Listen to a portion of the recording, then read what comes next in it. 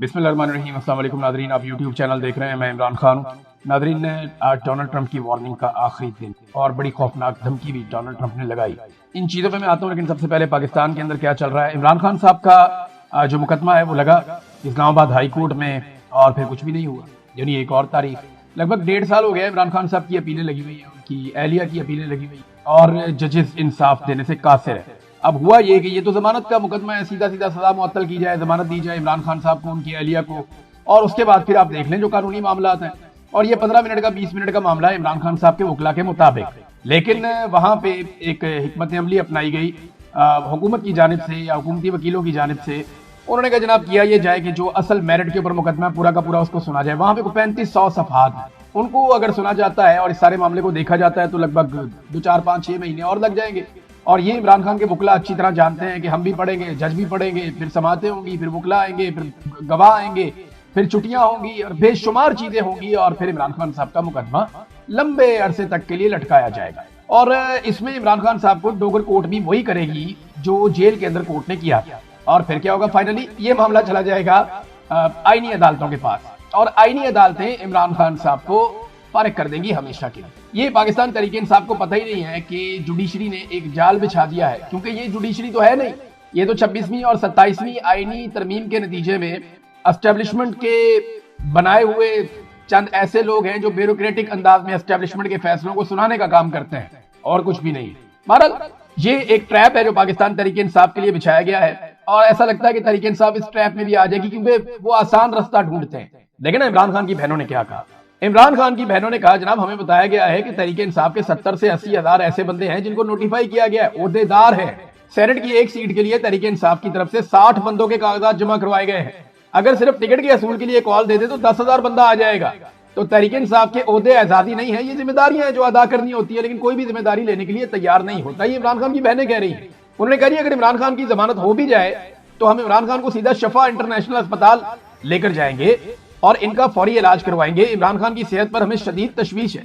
इमरान खान किताबें तक नहीं पढ़ पा रहे, इनको क्या पता अब कुछ नजर आ रहा है या नहीं आ रहा। ये इमरान खान साहब की बहनों ने इंतहाई तशवीशनाक बात की है। लेकिन अदालत ने क्या किया कि जनाब 7 दिनों में हम मरकजी अपीलों का फैसला कर देंगे, हम पता कर लेंगे जनाब ये वाला केस सुनना है, ये वाला केस सुनना है। लंबा लटकाया पाकिस्तान तहरीक इंसाफ को और उनके वकला को। देखिए जब तक अदालत के ऊपर अवामी दबाव नहीं आएगा, जब तक के एस्टेब्लिशमेंट को अवाम जकड़ नहीं लेगी, तब तक इमरान खान को इंसाफ नहीं मिलेगा। लेकिन इस वक्त जजेस और एस्टेब्लिशमेंट ये आपस में मिले हुए हैं और बिल्कुल एक दूसरे के साथ मिलकर काम कर रहे हैं। इन दोनों को चाहिए अवाम की तरफ से दबाव और प्रेशर। जब अवाम का प्रेशर इनके ऊपर आएगा तो फिर ये इंसाफ देंगे, वरना ये इंसाफ नहीं देंगे। ये वो अदालतें ही नहीं है जो इंसाफ देती हैं। नवाज शरीफ का इंसाफ देखा, घर भाग भाग के जाता था। इमरान खान साहब का रेगुलर दिन पे केस लगता है तो होता क्या है जनाब, जज गए हुए मीटिंग में, आज फलाना डेलीगेशन है, आज फलानी जगह पे एक मीटिंग है, जज मीटिंगों में जा रहे हैं अदालतें छोड़कर। ये इमरान खान साहब को इंसाफ मिल रहा है। और हमजा शहबाज 2 दिन तक नैब उनके दरवाजे पे खड़ा रहा, उसने गिरफ्तारी नहीं दी और छुट्टी वाले दिन उसकी गैर मौजूदगी में अदालत ने खोलकर अदालत उसकी जमानत दी। छुट्टी वाले दिन जमानत दी थी हमजा शहबाज। तो वहां पे शरीफों के लिए या जरदारियों के लिए वो इंसाफ किसी और लेवल का। पाकिस्तान का पूरा निजाम इन्होंने जकड़ा हुआ है, अपने मालो दौलत के जरिए से, लूट के मार के जरिए से इन्होंने जकड़ा हुआ है और एस्टेब्लिशमेंट इनके साथ मिली हुई है, इनकी सहूलतकार। और वो भी ऐसे ही लुटमार करते हैं, वो भी कोई दूध के धुले हुए नहीं है। बहरहाल इमरान खान की बहनों ने कहा था कोई 10,000 उहदेदारान पहुंचे, लेकिन 10,000 दूर की बात है, 1,000 बंदा वहां नहीं पहुंचा अडियाला जेल के बाहर। और बंदे कोई नहीं आते।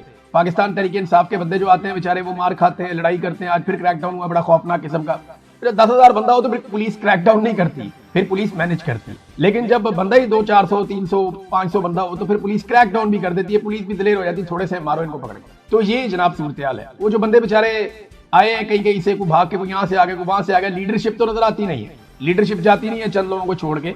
और अब देखिए तहरीक इंसाफ कितनी अच्छी पॉलिटिकल पार्टी बन गई है कि वो इजाजत मांग रही है जाली हुकूमत से कि क्योंकि आपने एक जाली हुकूमत बनाई, आपने शब खून मारा, आपने अवाम का मैंडेट चोरी किया एस्टेब्लिशमेंट के साथ मिलकर, लिहाजा हम आपसे इजाजत मांग रहे हैं कि हमें एक जलसा कर देना। समझ आ रही है आपको बात कि जनाब हम जलसा करना चाहते हैं 9 अप्रैल को, इसलिए कि हमारे साथ बड़ी ज्यादती होगी और ज्यादती आपने की है, आप हमें इजाजत दे दें कि हम आपके खिलाफ एक जलसा कर लें। वो कहते हैं दौड़ जाओ, कोई इजाजत नहीं है। उन्होंने 20 अप्रैल तक के लिए रावलपिंडी में दफा 144 नाफिज कर दी। अब जो जलसा करेगा उसको पकड़ के अंदर करो। तहरीक इंसाफ आज भी जलसे करने के लिए इजाजतें मांग रही है। جبکہ مینڈیٹ چوری کرنے کے لیے پاکستان کی ملٹری اسٹیبلشمنٹ نے اجازت نہیں مانگی، جبکہ عوام کو ان کے حق سے محروم کرنے کے لیے، انسانی حقوق کی پامالیاں کرنے کے لیے انہوں نے اجازت نہیں مانگی، رجیم چینج کرنے کے لیے انہوں نے اجازت نہیں مانگی۔ لیکن تحریک انصاف جو پاکستان کی سب سے بڑی پولیٹیکل پارٹی ہے، اور یہ میں آپ کو بتاؤں عوام جو مایوس ہوئے ہیں، حکومت سے تو عوام بے شمار مایوس ہے نا، اسٹیبلشمنٹ سے بھی بہت مایوس ہے، لیکن عوام ایکچولی پاکستان تحریک انصاف کی لیڈرشپ سے مایوس ہو گئے۔ تو کہتے ہیں جی یہ شکلیں ہی نہیں ہے احتجاج کرنے، بھئی یہ نکلے، یہ کوئی حکمت عملی بنائے تو ہم ان کے ساتھ آئے نا، وہ آتے نہیں ہیں۔ ادھر انہوں نے کہا خیبر پختونخوا میں ہم ایک تحریک چلائیں گے، ہم بنائیں گے جناب عمران خان رہائی امن فورس، وہ کدھر گئی؟ یعنی ابھی تو کوئی اس کی ڈیولپمنٹ بتا ہی نہیں ہے، انہوں نے بتایا ہی نہیں کہ کتنے بندے شامل ہو گئے۔ دیکھیں ایران کے اندر مرنے کے لیے بندے شامل کیے جا رہے ہیں، مرنے کے لیے انہوں نے کہا جان دینی ہے آپ نے، آ جاؤ شامل ہو جاؤ، امریکہ سے اور اسرائیل سے لڑنا ہے۔ تو وہاں مرنے کے لیے، جان دینے کے لیے جو بندے اب تک رجسٹر ہو چکے ہیں ان کی تعداد 1,40,00,000۔ پاکستان سے آدھی سے بھی کم آبادی ہے ایران کی، پاکستان سے بہت تھوڑی آبادی ہے ایران کی، تو 1,40,00,000 بندہ ایرانی صدر نے اناؤنس کیا ہے کہ وہ وہاں پہ رجسٹر ہو گیا ایران کے اندر مرنے کے لیے، اور ادھر صرف احتجاج کے لیے پاکستان تحریک انصاف رجسٹرڈ کر رہی ہے بندے، اور ابھی تک انہوں نے بتایا ہی نہیں کتنے ہوئے ہیں۔ پہلے دن 10,000 بتایا تو اس کے بعد بتایا ہی نہیں۔ اگر کام کرنا تھا تو ان کو کام اس طریقے سے کرنا چاہیے تھا کہ وہ نظر آتا، ایک آرگنائز طریقے سے ہوتا، لیکن پاکستان تحریک انصاف کے اندر ہی بہت مخالفت ہے۔ وہ سہیل آفریدی جو کرنا چاہ رہا تھا اس کو پہلے دن سے ہی مخالفت کا سامنا کرنا پڑا۔ حالات یہاں تک پہنچ گئے ہیں کہ ملاقات نہیں ہو رہی۔ دیکھیں جب تک عمران خان صاحب سے ملاقات کے لیے دباؤ نہیں ڈالا جائے گا ملاقات نہیں ہوگی، جب تک ملاقات نہیں ہوگی تب تک عمران خان صاحب کی حکمت عملی باہر نہیں آئے گی، اور جب تک ان کی حکمت عملی نہیں آئے گی تب تک کسی چیز پہ امپلیمنٹ نہیں ہوگی۔ حالات یہ ہے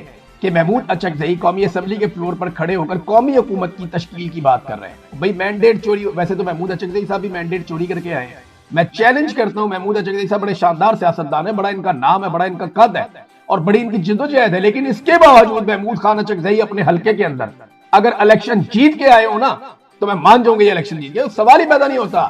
محمود اچکزئی بھی فارم 47 کے اوپر الیکشن جیت کے آئے ہوئے ہیں، یہ پتہ ہے سب کو۔ محمود خان اچکزئی کو خود پتہ ہے کہ انہیں اتنے ووٹ نہیں پڑے جتنے ان کے ووٹ نکل آئے، وہ پاکستان تحریک انصاف کے امیدوار کے ساتھ وہاں زیادتی کی گئی ہے، یہ سب جانتے ہیں۔ وہ بیچارہ امیدوار اکثر وہ ٹیلی فون کر کے چیزیں بتاتا بھی رہتا ہے، وہ چیزیں شیئر کرتا رہتا ہے، اس نے کافی ذرا ڈیٹا بھی شیئر کیا۔ شروع میں تو اس نے ایک سال پوری 1.5 سال کوشش کرتا رہا وہ، لیکن پھر محمود اچکزئی کو عمران خان صاحب نے اپوزیشن لیڈر بنا دیا۔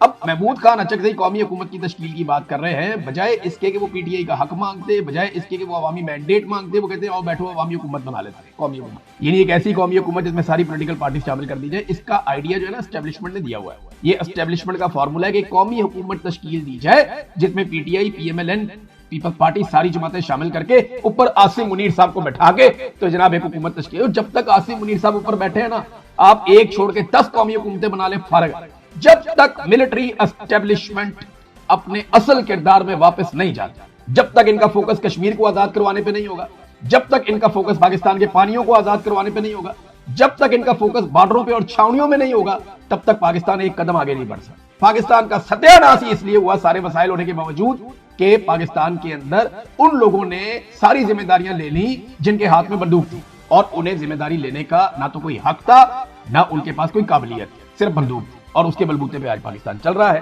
حالات یہاں تک ہے کہ جناب اعجاز چودھری صاحب شدید بیمار ہیں، بہت بری ان کی حالت ہے، سینٹر تھے وہ ان کو ہٹایا گیا، ان کی جگہ پہ رانا ثناء اللہ کو لے، اب ان کی اتنی بری حالت ہے کہ ان کی جان خطرے میں، لیکن ان کا پراپر علاج نہیں کروایا جا رہا۔ یہی یاسمین راشد صاحبہ کے ساتھ کیا گیا، یہی محمود الرشید صاحب کے ساتھ کیا گیا، اور یہی عمر سرفراز چیمہ کے ساتھ بھی کیا گیا۔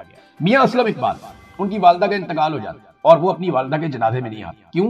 سادہ کپڑوں میں، یونیفارم میں، وہاں چاروں طرف پولیس ایجنسیاں سب وہاں پہ پھیلے ہوئے تھے کہ یہ بیٹا اپنی ماں کا جنازہ پڑھنے آئے گا، اس کو ہم وہاں سے دھر۔ یہ ہے جناب پاکستان کی صورت، تو اس صورتحال سے باقیوں کو بھی گزرنا پڑے گا۔ یہ ملٹری اسٹیبلشمنٹ کسی کی نہیں ہے، یہ اپنے مفاد کی ہے، کل جب باقیوں کی لڑائی ہو جائے گی اسٹیبلشمنٹ سے تو یہ ان کے بھی گلے پڑ جائیں گے۔ ناظرین، ٹرمپ کی وارننگ کا جو آخری دن ہے اور تباہ کن نتائج کی اس نے دھمکی دی، ٹرمپ نے جو کہا، اس نے کہا a whole civilization will die tonight، کہ پوری کی پوری سیویلائزیشن ہی آج مر جائے۔ یہ ڈونلڈ ٹرمپ کا اتنا خوفناک دعویٰ ہے۔ اس نے امید کا اظہار کیا شاید کچھ نہ کچھ آج ہو جائے، اگر کچھ ہونا ہے تو آج ہی ہونا ہے، اگر کچھ مذاکرات ہونے ہیں تو آج ہونا ہے، یہ رات بہت امپورٹنٹ ہے، اور اگر اب کچھ ہو گیا تو ہو گیا، ورنہ ڈونلڈ ٹرمپ نے کہا کہ اگلی کوئی ڈیڈ لائن نہیں ہے، بہت بڑا حملہ کریں گے، پوری سیویلائزیشن اڑا کے رکھ دیں گے اور ایک بہت بڑا اٹیک کریں گے۔ ہم نے ایک ٹوٹل رجیم چینج کیا ہے اور یہ بہتر لوگ ہیں، میں امید کرتا ہوں کہ یہ بہتر طریقے سے سوچیں گے اور کچھ بھی بہتر ہو سکتا ہے، لیکن ایران کے لوگوں کا خدا حافظ، یہ بھی اس نے کہا ڈونلڈ ٹرمپ نے۔ تو وہ ایرانیوں کو بھی مخاطب کرتا رہتا ہے، لیکن دھمکی بڑی خوفناک ہے جو ڈونلڈ ٹرمپ نے لگائی ہے، اور اب اس وقت جو ہے وہ پلوں کو، سڑکوں کو، شاہراہوں کو تباہ کیا جا رہا ہے تاکہ ایران کا جو آپسی رابطہ ہے وہ منقطع ہو جائے، سپلائی لائن کٹ جائے پورے ایران کے بیچ میں. اگر کوئی آپس میں کوارڈینیشن ہے، کوئی سامان کہیں سے کہیں منگوانا ہے تو وہ رابطے ختم ہو جائیں، کیونکہ امریکہ نے تو ایئر ڈراپ ہونا ہے اگر آنا ہے کسی نہ کسی آپریشن، لہذا زمینی راستے وہ ختم کرتے جا رہے ہیں رفتہ رفتہ. اور اس کے علاوہ جو ہے وہ ریلوے پر بھی حملہ کیا جا رہا ہے. آج کے دن میں اسرائیل نے خاص طور پہ کہا تھا کہ ریلوے پہ اٹیک کریں گے، انہوں نے کیا.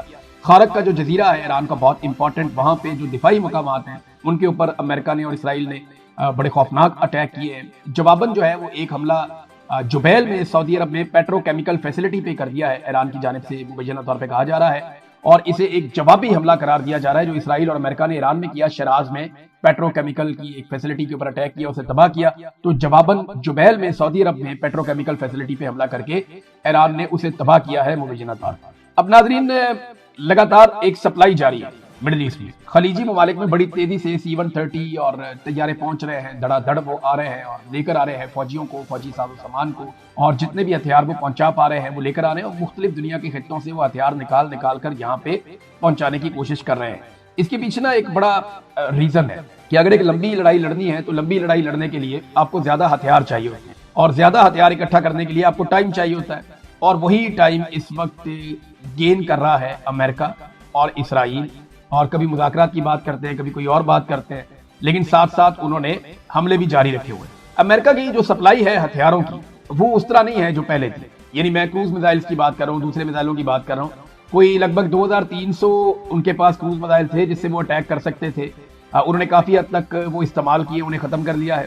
اور ایشیا پیسیفک سیکٹر میں چین کے خلاف جو ان کے پاس 425 کروز میزائل تھے وہ ان کو بھی لے کر گئے ہیں، ان کو بھی وڈرا کر کے اب خلیج کے خطے میں لا رہے ہیں.